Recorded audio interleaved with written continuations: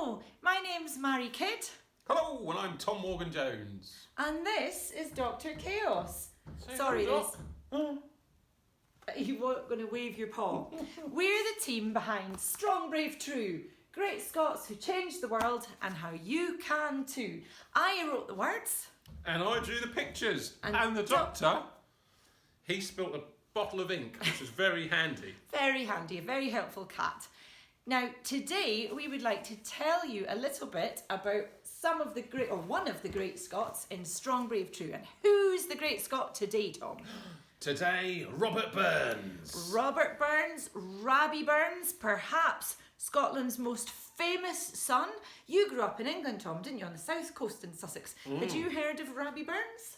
I had, even me. Even you, there you go. So, we'll find out what Rabbie was famous for. Tom will read the words, I'll show you the pictures, and then we'll show you how to do some exciting craft. We need to say sorry, our neighbour's outside with a hammer banging things, so sorry if there's a bit of banging in the background. They're in lockdown. We're all in lockdown. They're taking it very seriously next door. They're taking it seriously, bang, bang, bang, trying to get out. Not really, they're fixing their windows. Right, take it away, Tom, till all the seas gang dry. Robert Burns.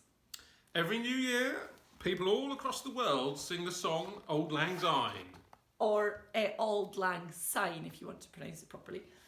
It was written by Robert Burns, the son of a farmer from Ayrshire. Do you think Robert could have ever imagined that his song would become famous all over the globe? Robert Burns was born in Alloway in 1759. His family was poor and Robert worked hard as a boy. He didn't always have enough to eat, and for the rest of his life his health was weak. Robert's father taught him at home, and he only went to school now and then. You might think that sounds great, only to go to school now and then, but after we've all been in lockdown for a few weeks, I bet you miss your pals and even maybe your teacher, who's probably really quite nice.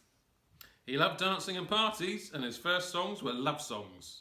He planned to go to the West Indies, but he ran out of money, and so he published his poems in a book instead. Has that been your experience of life, Tom? If you need money, is the answer to write lots of books? Does it make you rich? Yes, and I live in a gold helicopter in my holidays. That's true. Creepily, the door's opening behind me because the cat's trying to get into the kitchen to see if he can get a treat. That's very helpful. We said he was a very helpful member of the team, and we were right. Okay, tell us about some of Rabbie's famous poems.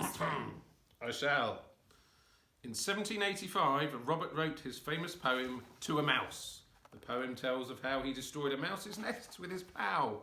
He is sorry for the mouse's loss, and he tells her that he too has many worries about the future. The saying of mice and men has become famous across the world. And in the poem it says, the best laid plans of mice and men gang aft a glide, doesn't it? It does. And there's a very famous novel by an American writer called John Steinbeck called Of Mice and Men. Can you hear the cat eating his crunchies?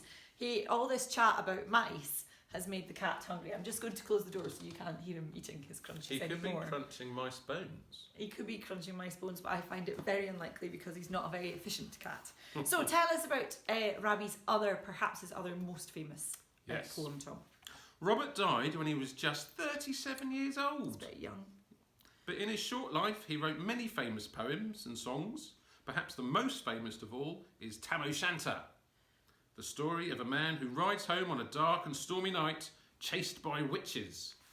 His brave horse, Maggie, saves the day, but she loses her own tail. So here's the picture, hope you can see that, of Maggie. And Maggie needs to take Tam across running water. She needs to win the key stane of the brig, and that way the witches can't cross the running water. But one of the witches is faster than the others. Her name is Nanny, and it says, the Carlin clocked her by the rump and left poor Maggie scarce a stump. So Maggie, the horse, was almost across the running water, but not her tail. And the witch managed to catch her by the rear end and pull off her tail. Poor Maggie the horse. That's Dr. Chaos again showing his displeasure and opened the door behind us. He's a very helpful cat. Maybe you have helpful pets at home. We hope that you are enjoying being at home with your pets and they're enjoying being at home with you. So we're going to make a second part of this video, and in that part we're going to show you how to make quite a fun craft with mice, and it's inspired. Does anybody remember, or has anybody ever seen a trick where you put your finger in a matchbox and if a person opens the matchbox it looks like there's a severed finger in it. Did you ever do that when you were little, Tom? I did. Yeah, I bet you did. So we're going to do a craft a little bit like that in part 2 of this video, so you need to only hang on for about 2 seconds, and then if you look down at the link in the description of the video, you can download some fun activities to do about Rabbie Burns. You can do a draw along, can't you, with Tom? You can learn how to draw Rabbie. He's a very famous image of Scotland, and you can find out about some of the Scots words in Rabbie's poems. They're very interesting.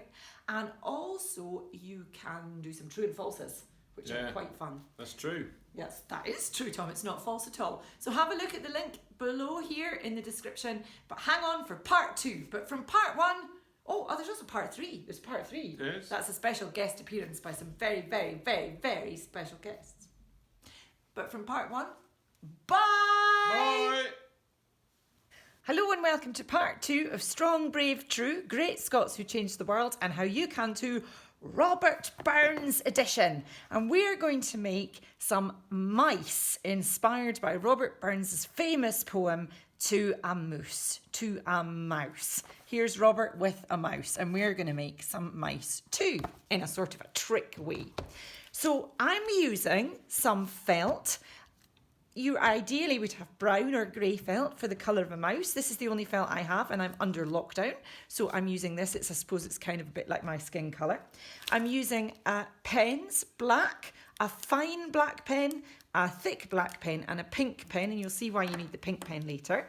This is very important. You need a box with a hinged lid. This one is from, as you can see, some Tesco Mint Thins. They're a bit like After Eats. And you need a box like this. So read the recycling. The idea is that the lid lifts up. So read the recycling and see what you can find, and maybe ask an adult nicely if you find something with things in it, if you can put those in a tin to keep them for later. I'm going to use this stapler. You could sew, but who wants to sew? It's much funner to use a stapler. I'm using super glue, but you should use PVA glue. I'm using this because it dries fast, but that does mean that half of it will end up stuck to my hands. So you should use PVA glue because you've got time to let things dry. And I'm using some black beads that I had, but if you don't have beads, it's okay. You can just use a pen. You need scissors that are sharp enough to cut through your felt, and then you need a piece of tissue paper, or really any kind of paper, even newspaper. And talking of newspaper, make sure to cover your workspace, because if you're using glue and whatnot, you don't want to ruin the table. So let's get started. Our first job is to draw very, very widely round one of our fingers. So I'm going to put my index finger here, and then with my black pen, I'm going to draw very widely around it, like that. And then I want to fold that over. So I will do it this way so I can see what I'm doing. And then I'm going to roughly cut out where that is. Just like this. I'm not cutting round it just now. I'm just cutting a piece of paper. And I'm pretty much finished with the felt. So I'm going to put that away. Now what I want you to do is to fold over. So do you see you've got a hinge? So you're not going to cut that hinge. You want to keep that together there. So just cut round, cutting through both your layers, folded. Just cut round as far as around here, which will give you a sort of an M shape. I haven't cut that very well, so I'll just neaten it up a little bit, but it doesn't really matter. Now, with the black on the outside, fold together on your hinge and then use your stapler to staple together up the sides. As is traditional for staplers, my stapler's about to run out, but hopefully I'll get this finished. No one ever fills a stapler until somebody comes along and needs it, in my experience. So now you've basically sewn this up with your stapler, and you want very carefully, because staples are sharp and also maybe not the best sewing equipment. Oh, I can just tell you, my cat's down on the floor beside me. He's interested in these mice that we're making. He's like, oh, it's a mouse. So here we go. There's our little mouse. He's basically like a mouse finger puppet. So next, what we need to do is make him look a bit like a mouse. And I'll show you a little mouse that I've already made. I think it's quite cute. So we're going to do a little face like this one. So let's just start with, let's start first by making his ears. So as you can see, these are little round pinched together ears. So what I'm going to do is use my scrap felt. It's always good to use the scraps. Don't cut right into the middle of a piece of felt when you've got lots of lovely scraps to use up. And that way everything goes further. And let's cut sort of ear shapes. They look a little bit like perhaps the shape of the top of a finger. And then we need to colour in the little pink. Do you see the pink inside? This mouse is a little bit neon because I thought it would be best to show you with a bright pink pen so you can see what I'm doing. So we've coloured in a little mouse, a little pinky bit in the middle of the mouse's ear. And then we need to make them ear-shaped, and mouse's ears are sort of folded up a little bit together. He's not the most realistic mouse, but you know what I mean. And so we'll put a little bit of glue on the bottom here. As I say, again, I'm using super glue because it dries fast, but it's not the best glue to use because it's pretty messy, and I suspect in just about a second my hand will turn out to be stuck to this ear, but the ear will not miraculously be stuck to itself. Yes, exactly as I predicted. So I'm going to hold it again. So you probably want to use PVA glue, and then you'll just, actually one of the things you could do if you had that one handy is you could sort of use a paper clip to hold the glue, to hold the ear folded while it, there we go, it's pretty much folded, which just means I've got one more to do. Wish me luck. Felt doesn't actually really like super glue. That's another reason why you don't want to use super glue. Also, when you're using any glue, always good to put the lid back on when you're not using it, because otherwise you're about to have a disaster. So here we go. This is the second ear being glued together. Will it work? Will it work? Or will it just be glued to me? Hey, no, didn't work, didn't stick. So we'll just give it another second. And while this is happening, we're going to then think about where to position these ears on the head. So I've positioned the ears on either side of the head. So again, open up your glue again, and a nice big bit of glue here and here. And again, if you're using PVA glue, you'll need to spend plenty of time letting it dry. So I'm going to stick my ears into, oh, those ears have opened up quite nicely and they look quite sweet. So there's the mouse's ears. Now, as I said, you don't have to have beads for this, but if you do have beads, we'll go on to sticking on, come on, ear stick. It looked really good, and of course it doesn't want to stick. I'm going to have one more go. This is the joy of doing this live with hardly any supplies because we're all under lockdown. If it goes wrong, we just have to keep going till it goes right again. And that's part of the joy of craft, is things don't always go according to plan, but that's part of the joy of it. You just keep going till you work it out. So there we go. That's the ear, the mouse's ear. And we'll let those dry. And while it's drying, I think we'll do the nose first. So I've just done a really simple, as you can see, really simple round nose. You can make your mouse more anatomically correct if you choose. That's maybe not the right phrase, but never mind. And then we can draw some whiskers with our fine liner. It's not very easy to draw on felt, but it still works. And then you could just use black dots for eyes or even a little dot of paint. But what I'm going to do, because I have some beads to hand, is I'm going to put a little drop of super glue on either side of the mouse's nose, like that. Again, you wouldn't be using super glue because it's a rubbish glue to use for this project. You'll be using PVA glue like sensible people. And then on we pop a little black button eye. So there we go. There are our, oopsies, that one doesn't want to go flat either. There are our mouse's mice. So there's 1, 2, and 3 mice. Oh, my other mouse had just cheerfully stuck himself to something. So the other last job, you might want to let your mice dry a little bit, but I'm going to just gently cut a few small slits. Don't cut too far at the bottom of the mouse, and I'll show you why in just a minute. My cat's still sniffing around interested. He keeps hearing the word mouse and thinking that this sounds really good. So the next job to do is to take your box, and we're going to cut 3 circles in the bottom of the box. As you can see, I've already done 2 circles, not very beautifully. And then the third circle, very carefully, you need to just puncture the box with your scissors. And you could ask an adult to help. And some people say that if you put a lump of plasticine underneath where you're sticking the scissors in, that's quite helpful because it stops the box folding in, and also it's more safe. But once you've made your hole, cut out your 3 holes like that. So as you see, I've done 2 already.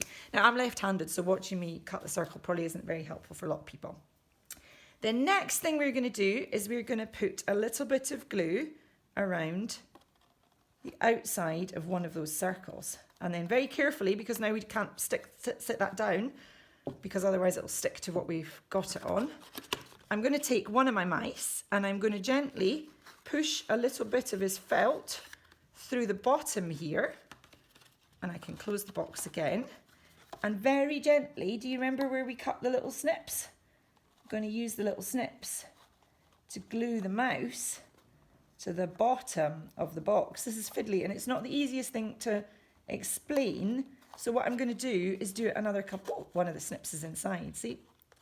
I'm going to do it with the other. So you want to take a little while to get it really well stuck down, but I'm going to go a little bit fast so that I don't bore you. So I'm going to do the second one, a bit of glue around the edge. I'm being a wee bit messier than you probably want to be.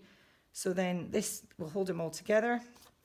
Open the box again, there's already one mouse in there. And then we'll pull the snips through and begin to fold them down and stick them on the glue. I hope this is clear. Probably lifting it up a little bit away from the camera. But it's really good fun and it starts to look like puppets. So there we go. And then oh, I've stuck myself with the super glue again. Well done, Mairi. So then we'll do the last one here. And as I say, I'm going so fast so that you don't have to watch this video for 2.5 hours, but you would normally take quite a bit of time. And make sure that's all well stuck down and then let it dry. But as I say, I've not got much time. So we're going to put this wee mouse in here. And so he goes through. Here he comes. Through you come, mousey. Robert Burns's mouse, he was very sorry because he had ploughed over her nest and he realised that she'd spent months and months planning a cosy nest for winter. And he felt very bad and he knew what it was like to live with lots of uncertainty. So there we go. Can you see in there 3 little mice? But they don't look terribly realistic. They just look like 3 little mice popping up in a box. So our last job is to take our tissue paper or our newspaper or any other paper, and we want to create lots and lots of nice confetti type ribbons of paper by just cutting this up nice and thinly. So I'm cutting it in its folds, which means that I can cut lots and lots and lots very fast. And again, because I don't want you to be bored, I'm not going to cut the whole lot. I'm going to cut one more set of strands, or maybe 2. And then I'm going to put that down. And what I'm going to do is make sure that I've got lots of single strands. And then I'm just going to tuck them around my mice. So tuck in the mice. Lots of strands around them. Whoops, this one's ear's coming off because I haven't left enough time for his ears to dry. But you won't have to worry about that because you've got more time than me, because you don't have to make a video and try to make it stay interesting. So tuck in the mice with lots of nice tissue paper all the way down. You don't want to cover them up, but a little bit between them as well. So there we are. It's sticking to me because obviously I'm covered in super glue. I can't really feel my fingertips. I don't know if you've glued your fingertips nice and gluey, if you can go out and rob any banks and then not have your fingerprints show up. But since we're under lockdown, I won't be able to try that theory out. So here we go. I'm going to move all the spare paper that I didn't use to one side. And now what I can do is I can pop my 3 fingers in my little mice and I can close the box. And then I'm going to invite Tom to come. Tom, would you like a chocolate? Oh, that's be delightful. A chocolate, why thank you. There you go. That's how to make a little puppet box of 3 mice. And there's my cat just running past, checking out if you wanted the mice. So there's a Robert Burns inspired mouse puppet craft from Strong, Brave, True, Great Scots Who Changed the World, and how you can too. Squeak, squeak, squeak, squeak, squeak. Oh, a mouse. I, the mice. Weasley, current, timorous beastie. Oh, what a panic's in my breastie. Don't need me start to was a hasty. Me bicker and prattle. I would be late to run and chase thee. Were murder and battle. I'm truly sorry man's dominion hath broken nature's social union and justifies that ill opinion which makes thee startle at me, my poor earth-born companion and fellow mortal. I doubt now whiles that thou may thieve. Thank you, Mairi.